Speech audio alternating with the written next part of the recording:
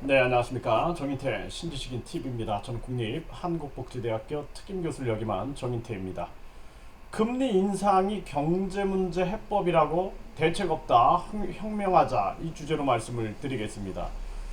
지금 이제 정부가 금리 인상을 해놓고 이게 모든 잘못이 가계부채, 그러니까 마치 서민들이 가계부채를 만들고 자영업자들이 대출로 인해서 자영업 부채를 만들어서 경제가 망한 것처럼 몰고 가고 있는데, 이게 진짜 기가 막힐 일입니다. 그래서 지금 대책은 금리 인상이 경제 문제 해법이다, 금리만 인상하면은 모든 게 다 해결된다, 이런 식으로 몰고 가고 있는 거예요. 금리 인상을 해서 부동산도 잡을 수가 있고, 금리 인상으로 이러한 금융 문제를 해결할 수 있다, 이렇게 생각하고 있는 것입니다. 여러분들 지금 제가 진짜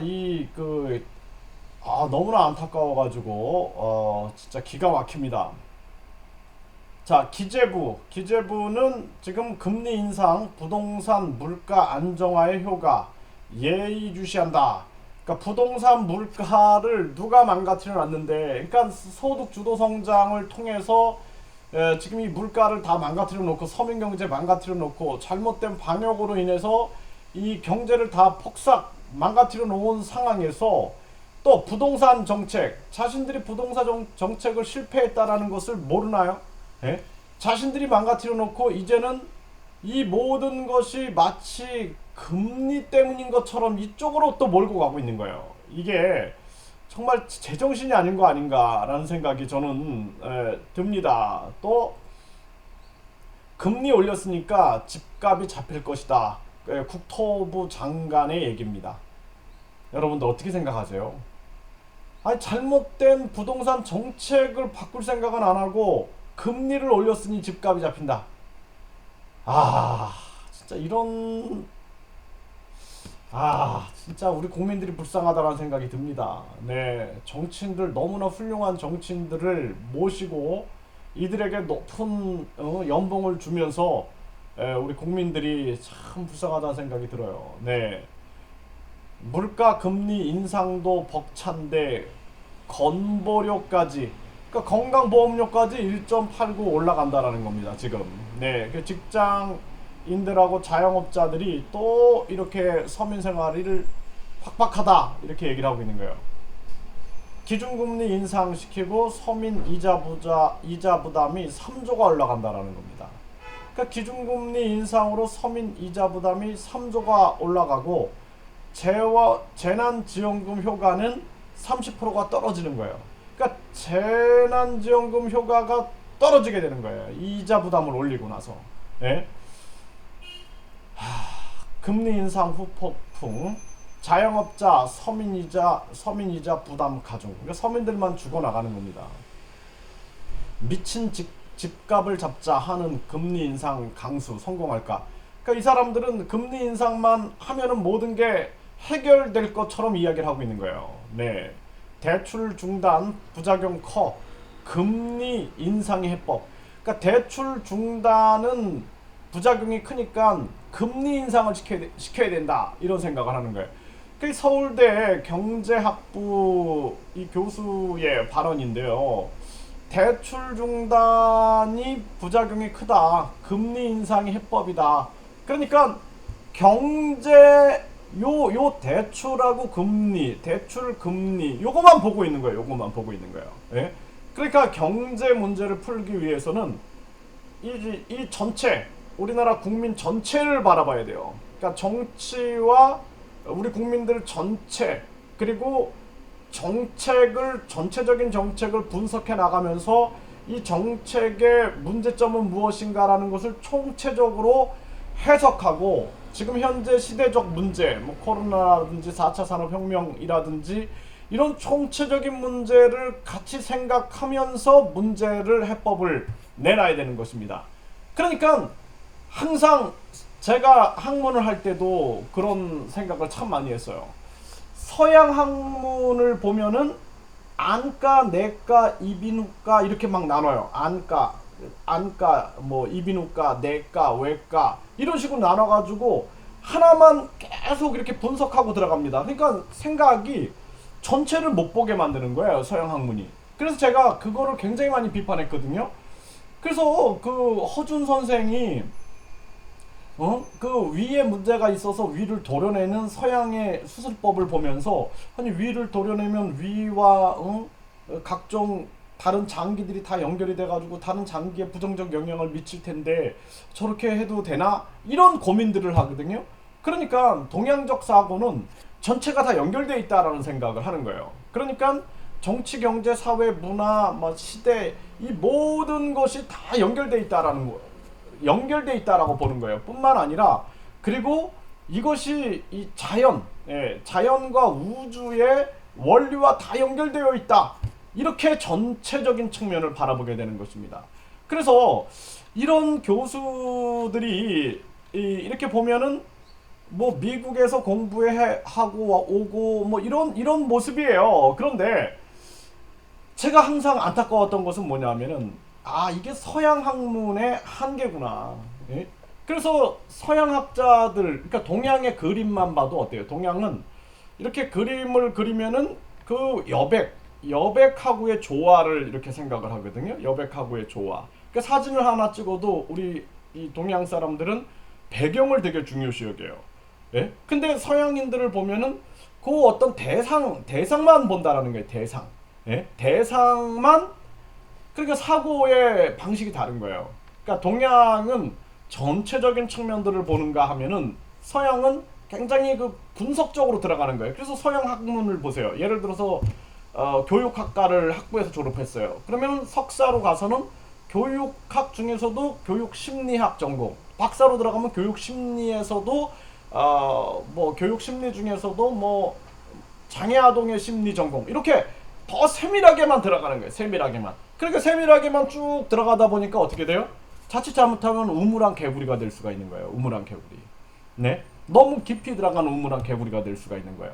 그래서 제가 학문을 하면서 궁금했다니까요. 왜 이게 이 사람들은 이렇게만 풀어가지? 그러니까 해답이 나오지가 않는 거예요. 인간의 정신 문제에 대해서 해답을 낼 수가 없는 거예요. 그래서 제가 이제 제가 교육대학교를 나왔잖아요. 교육대학에서 이제 이 초등학교 선생님들은 모든 걸 다 가르쳐야 돼요. 음악, 미술, 뭐 영어, 뭐 실과, 뭐 체육. 그래서 전체를 다 공부합니다. 이제 다 공부하고. 저는 이제 전체적인 관점에서 보고 있었던 거예요. 이렇게 전체적인 관점에서 보고 있었던 거예요. 그리고 이거 보니까 인간의 심리를 봤을 때 뭐 프로이드는 인간의 그냥 그 기억에서 무의식적인 측면만 연구하려고 하고, 그 다음에 프로이드의 이론을 비판하면서 행동을 가지고 연구하는 행동심리학이 나오고, 그 다음에 다시 또 행동의 문제가 아니라 인지심리학의 세계로 가는 거예요. 그 부분적으로만 연구하는 거예요. 부분적으로만. 그래서 제가 정신과 뇌와 신체가 하나인데 어떻게 그 중에 무의식 하나, 그리고 생각 하나, 행동 하나, 이런 식으로만 접근해 가고 있는가 해가지고 제가 돈도 없지만 막 그 대학원을 3개를 등록을 한 거예요. 내가 한번 비교 분석을 해보자. 그래가지고 체육 전공, 또 특수 심리 치료, 그리고 유아 교육 해가지고 이거를 쭉 비교를 해본 거예요. 보니까 이 사람들이 부분적으로만 들어가고 있다. 부분적으로만. 학문을 부분적으로만 들어가고 있다. 그래서 또 이후에 뭐 계속 많은 대학들을 들어가서 제가 이렇게 공부를 해보니까 이제 해법이 나온 거예요. 이게 한계였구나. 이게 서양 학문의 한계였구나. 그래서 이들이 바라보는 생각들이 보면은 뭐 서울대 경제학과 교수 미국에서 공부하고 왔다 막 이러지만 부분만 보는 거예요. 부분만. 지금 대출이 많아지고 있으니까 금리를 인상하면 이 대출이 이제 떨어지게 될 거다. 이런 생각들을 하는 거예요. 그러니까 여러분들이 서울대 뭐 경제학 교수들이 얼마나 많습니까? 정치학 박사들이 얼마나 많아요. 해법을 내놓지 못하는 거예요. 해법을. 예? 정신 차려야 되는 거예요. 정신 차려야 되는 겁니다. 그래서 지금 보세요. 3번째 마통 만들었다. 이번엔 정말 벼랑 끝. 금리 인상 절규 자영업자. 이렇게 절규하고 있는데도 자신들이 옳다라고 생각하는 거예요. 이게 해법이다. 예? 미친 집값 잡는데 금리 인상이 최고다. 이런 식으로 몰고 가고 있는 거예요. 그러니까 이 금융위원장 인사청문회에서도 보면 금리 인상 적극 지지한다. 한 번만으로는 부족하다. 예, 계속 인상해야 된다. 그러니까 생각들이 거기에 멈춰 있는 거예요.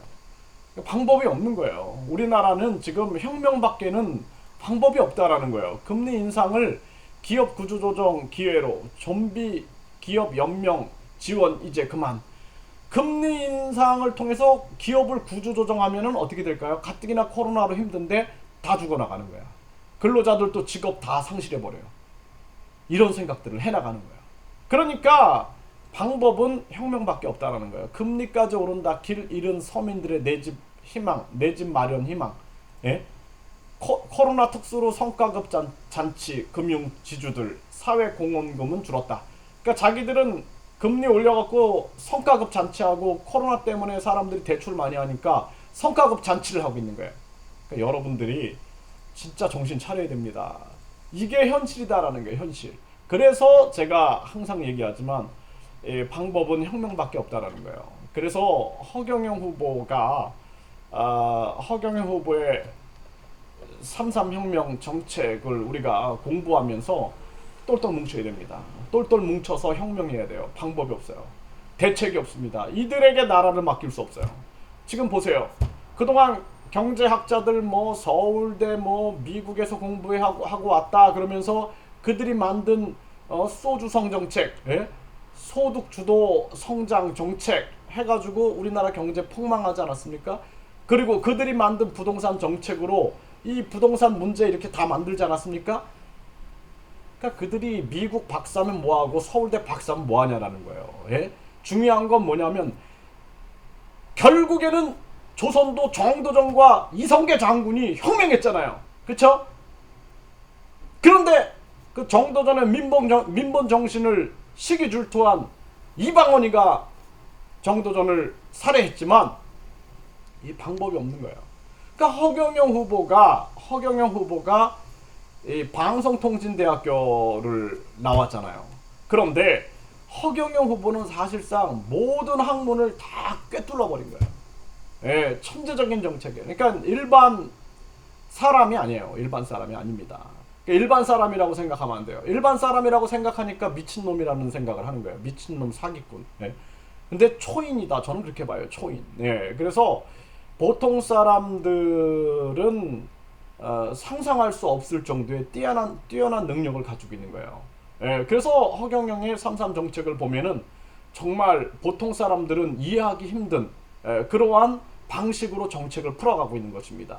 그래서 우리 전 국민들이 허경영 후보의 정책을 바르게 알아봐야 돼요. 바르게 알아보고 대책이 없어요.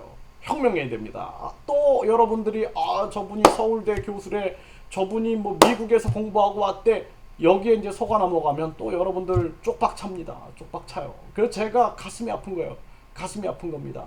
그래서 역대로 우리가 봤을 때 박정희 대통령이 경제학 박사 아니잖아요. 그럼에도 불구하고 경제적 직관, 전체적인 시각으로 바라볼 수 있는 경제적 직관을 가지고 대한민국 경제를 일으켜 세웠잖아요. 예? 이게 굉장히 중요한 거예요. 근데 우리나라 사람들이 박정희 대통령이 초등학교 선생님 출신이에요. 초등학교 선생님 하셨어요. 예, 그리고 군대 뭐 이렇게 뭐 군인 출신이기도 하지만 또 초등학교 선생님 출신이었습니다. 네. 그러니까 사범학교를 나오셔가지고 그럼에도 불구하고 그분이 통찰해버린 거예요. 경제를 통찰해버린 거예요. 그러니까 경제대통령 박정희를 얘기한 겁니다. 우리가. 예? 그래서 여러분들이 자꾸 이 학벌주의에 빠져 있는 거예요. 학벌주의의 세뇌가 돼버리다 보니까, 그러니까 제가 대학교 때 내가 자퇴계를 냈다니까요. 이까지 졸업장이 뭐가 필요 있느냐. 그러니까 우리가 빌 게이츠, 예? 빌 게이츠라든지 또는 많은 그 학자들, 예? 많은 그 큰 일을 한 뭐 페이스북 창시자라든지 이런 사람들이 보면은 학력에 연연하지 않아요. 이까지 졸업장이 뭐가 필요하느냐, 예? 이런 생각들을 합니다. 예? 그래서 저도 대학 때 이까지 졸업장이 뭐가 필요 있는가, 가장 중요한 건 내가 연구하고 내가 펼쳐나가는 거 아닌가 해갖고 제가 자퇴서를 썼어요. 그랬더니 저희 스승님이 아 자네 이 대한민국은 미국과 다르다네 하면서 제발 이거 나안 받겠 내가 받지 않겠다고 자네가 가는 길을 내가 많이 이해하겠다고 대신 그래가지고 뭐 겨우 그냥 제가 졸업을 한 거죠. 예. 그래서 참 우리 스승님들이 참 저를 많이 아꼈다라는 생각을 많이 합니다. 예. 그래서 제가 느끼는 것도 그래요. 참 이 결국에는 우리 국민들이 학벌주의에 빠져가지고 판단을 지금 잘 못하고 있다. 그래서 허경영 후보 정책을 우리가 객관적으로 바라볼 필요가 있다. 이제 허경영 후보 정책을 알아보는 사람들이 막 나오죠. 네, 법상대상님이라든지 법상대사 그리고 KBS 전 기조실장 황교안 기조실장이 허경영 후보 정책을 알아보고 나오잖아요. 이제 또 막 교수들이 연락이 와서 지지선을 하잖아요. 그러니까 이제 변화가 일어날 거다. 우리가 똘똘 뭉쳐서 혁명해야 한다. 저는 그렇게 말씀을 드리겠습니다.